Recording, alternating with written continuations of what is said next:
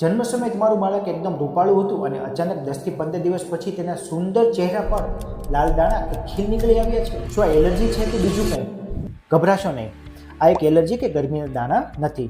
Medical ભાષામાં આને baby એકને કહેવાય છે. જ્યારે બાળક માતાના ગર્ભમાં હોય ત્યારે પ્લાસેન્ટા મારફતે માતાના હોર્મોન્સ બાળકના લોહીમાં ફરે છે. જન્મ પછી માતાના હોર્મોન્સ બાળકની ત્વચામાં રહેલી તેલ ગ્રંથિ એટલે કે સિબાશિયસ ગ્લાન્ડને સક્રિય કરી દે છે. આ તેલના કારણે ચહેરા, નાક કે ગળા પર લાલ રંગના નાના ખીલ જોવા મળે છે. આ એકદમ સામાન્ય પ્રક્રિયા છે.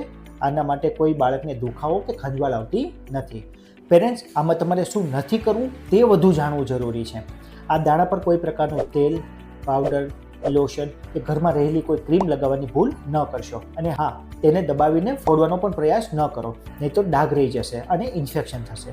ફક્ત નવડાવતી વખતે હુંફાળા પાણીથી ચહેરાને સાફ કરો અને 4 થી 6 અઠવાડિયામાં આ દાણા જાતે જ ગાયબ થઈ જાય છે અને તમારા બાળકની ત્વચા એકદમ મુલાયમ થઈ જશે.